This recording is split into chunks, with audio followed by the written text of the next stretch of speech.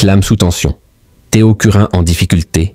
Cyril Ferraud prêt à reprendre les commandes alerte rouge pour Théo Curin dans Slam avant le retour de Cyril Ferraud. Théo Curin était aux manettes d'une nouvelle édition de Slam, mardi 27 mai 2025 sur France 3. Avec une nouvelle championne, l'animateur a connu une fin d'après-midi délicate. Marie-Claire et Sébastien ont été intronisés par Théo Curin ce mardi 27 mai 2025 dans Slam sur France 3. Les deux outsiders ont tenté de déloger Bruno. 3 victoires au compteur pour une cagnotte de 2500 €.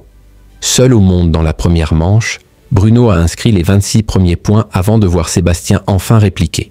Alors que la partie était serrée entre Sébastien et Marie-Claire, cette dernière a pris les choses en main et tenté un slam pour valider son ticket en demi-finale. Un coup de poker réussi qui a été fatal à son rival. La Girondine a-t-elle créé la surprise ? Devant 20-8, elle avait toutes les cartes en main pour devenir la nouvelle championne avant de continuer à prendre le large, puis de mener 36-8. Loin d'avoir dit son dernier mot, Bruno est revenu à 10 points alors, qu'il restait 3 mots dans la grille.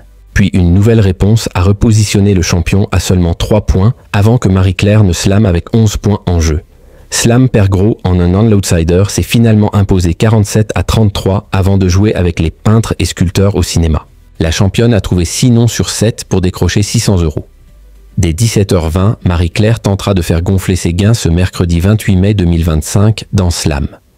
En délicate posture, Théo Curin a attiré 750 000 joueurs et 10,7% du public âgé de 4 ans et plus. Devant la puissance de Roland Garros, qui a pu compter sur 1,31 million d'amateurs de balles jaunes, 16,7% tout au long de l'après-midi, le jeu a accusé le coup par rapport à l'an dernier où il avait séduit 1,13 million d'aficionados et 14% des téléspectateurs. Slam cède également du terrain d'une semaine sur l'autre puisque 761 000 Français avaient répondu présent mardi 20 mai, soit une part de marché s'élevant à 12%. Cyril Ferraud passe encore la main à Théo Curin devant TF1. Théo Curin s'est lourdement incliné face à la roue de la fortune, parvenu à entraîner 907 000 individus et 12% du public sur M6. Cyril Ferraud, lui, se rappellera au bon souvenir du jeu dont il avait la garde jusqu'à la saison passée.